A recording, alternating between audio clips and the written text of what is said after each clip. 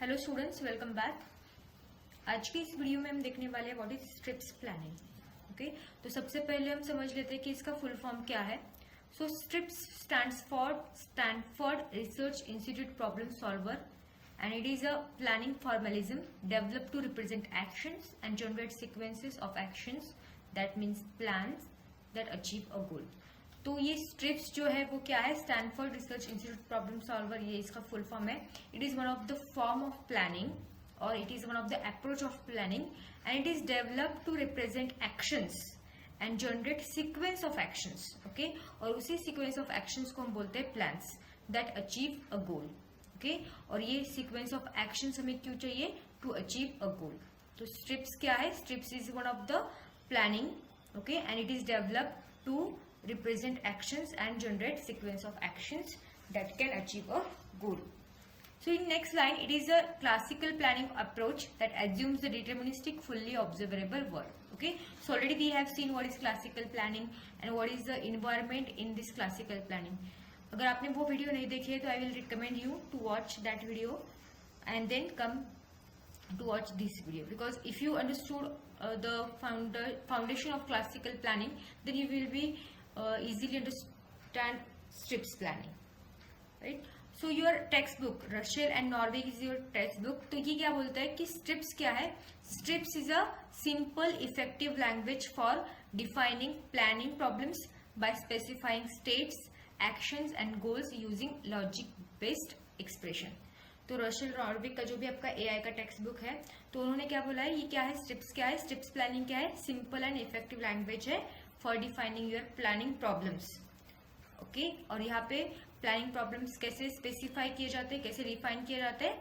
Bye specifying some states, actions, goals using logic based expression. So will see one of the example how to define a planning problem in STRIPS. तो example को देखने से पहले हमें पता होना चाहिए कि कंपोनेंट्स क्या होता है स्ट्रिप्स के।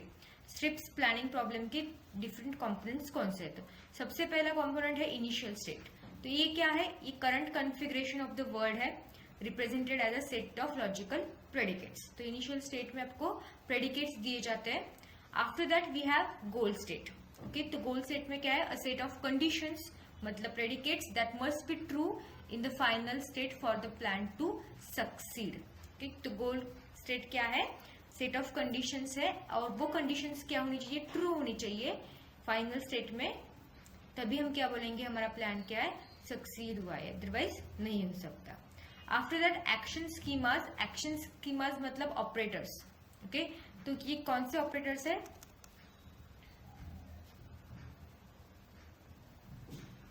So each action is described using preconditions and effects. Okay, already we have seen this in classical planning.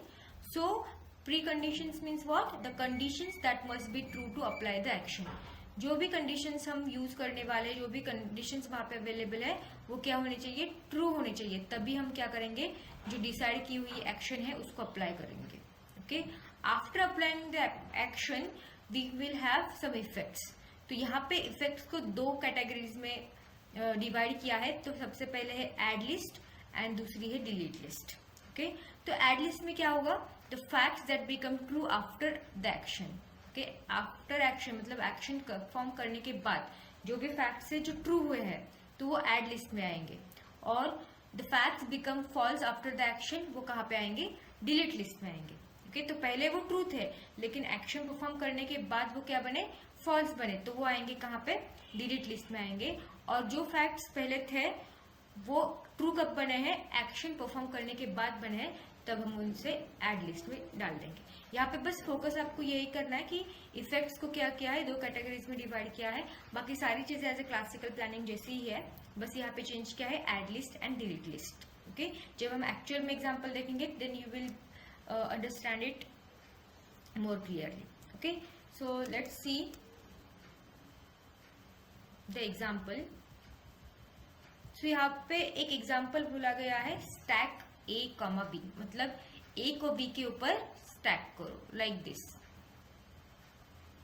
Okay, तो हमारा ये ए ब्लॉक है और दूसरा हमारा बी ब्लॉक है, और ये जो बी ब्लॉक है वो कहाँ पे है? टेबल के ऊपर हमारा बी ब्लॉक अवेलेबल है।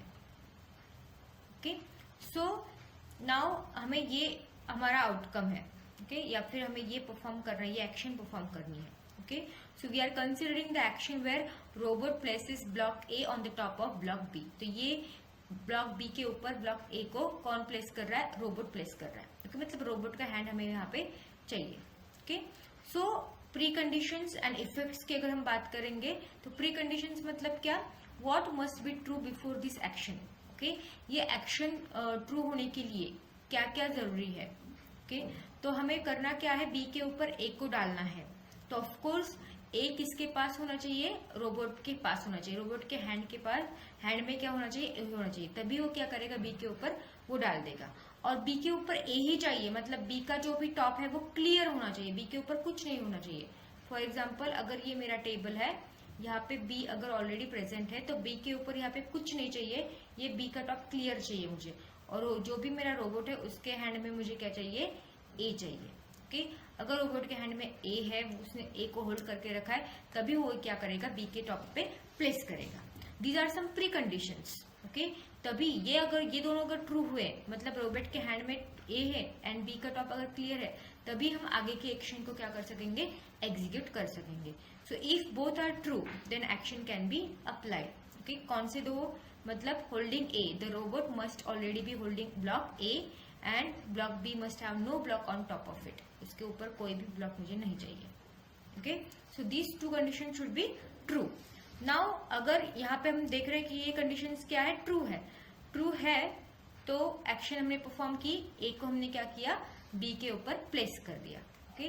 तो बी यहाँ पे था और मैंने क्या किया? ए को प्लेस किया.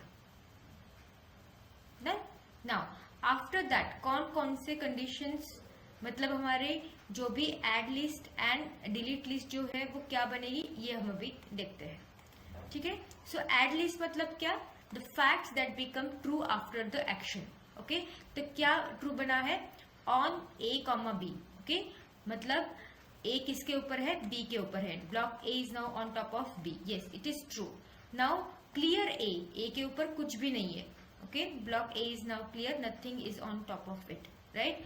एंड जो भी रोबोट का हैंड है वो क्या है? एम्प्टी है, उसके पास अभी कुछ भी नहीं है.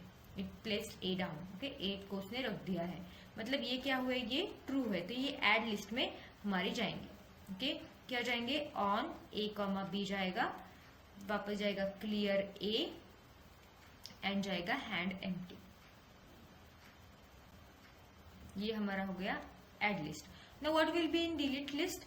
डिलीट लिस्ट में जो भी पहले से ट्रू था वो अभी क्या हो जाएगा? फॉल्स हो जाएगा. तो पहले ट्रू में क्या था? अगर हम ऊपर देखते हैं यहाँ पे प्री कंडीशन जो भी ट्रू थी मेरी, यहाँ पे आप देख सकते हो holding A was true and clear B was true.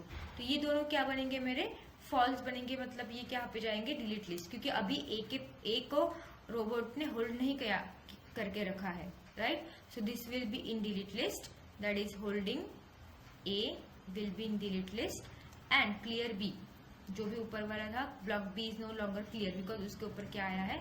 ए आया हुआ है, राइट. तो यहाँ पे ये दोनों कहाँ पे जाएंगे? ये जाएंगे डिलीट लिस्ट में, ओके. सो फाइनल इंटरप्रिटेशन में हम क्या बोल सकते हैं कि if the robot is holding block A and block B is clear then we can perform stack A comma B and after this action A is placed on B. This is what our final outcome जो कि हमें चाहिए था. Now A becomes clear, A के ऊपर कुछ भी नहीं है. यस, ए के ऊपर कुछ भी नहीं है, ये हमारा फाइनल आउटपुट है. यस, ए के ऊपर कुछ नहीं है. B is no longer clear, B के ऊपर ए है मतलब ये क्लियर नहीं है and the robot hand becomes empty, okay. तो रोबोट का हैंड यहाँ पे एम्प्टी है, मतलब हमने सक्सेसफुली हमारा जो भी ऑपरेशन है वो परफॉर्म किया है. नाउ स्ट्रिप्स प्लानिंग एल्गोरिथम कैसे काम करता है, okay. So STRIPS planning algorithm forward search के अप्रोच से काम करता है. ये स्टार्ट होता है इनिशियल स्टेट से, उसके बाद it applies the actions whose pre conditions are satisfied. पहले वो प्री कंडीशंस को चेक करेगा, अगर वो ट्रू हो रहा है, सेटिस्फाई हो रहा है, तभी वो क्या करेगा? एक्शन को अप्लाई करेगा. After applying the action update the current state by adding and deleting the facts, okay. तो एड एंड डिलीट नाम की लिस्ट हम यहाँ पे मेंटेन करते हैं. तो यहाँ पे ये फैक्ट्स को अपडेट करता है and repeat until the goal conditions are made. जब तक गोल्ड हमें अचीव नहीं हो जाता हमारे पास, तब तक ये सारी चीजें हम क्या करते हैं? रिपीट करते हैं, Okay, so this is the simplest STRIPS algorithm. So what are the key features of your STRIPS planning? तो ये simple है, simplicity is it is easy to understand and implement. Then logical representation, ये states and action को represent करने के लिए first order logic को use करता है. मतलब वो predicates like this on A comma B like this. These are some predicates. Okay. State transition, clear mechanism for how actions change the word. Okay. ये एक state से वो कैसे दूसरे state में convert हुआ या फिर transit हुआ, ये clearly हमें पता चलता है यहाँ पे. Foundation basis for more advanced planning systems like PDDL. Okay, planning domain definition language. अगर हमें advanced planning system को use करना है तो this will become the foundation for it. Okay, so these were some features for this STRIPS planning algorithm. Okay, in next video we will see what is goal stack planning and different algorithms of planning. Thank you for watching.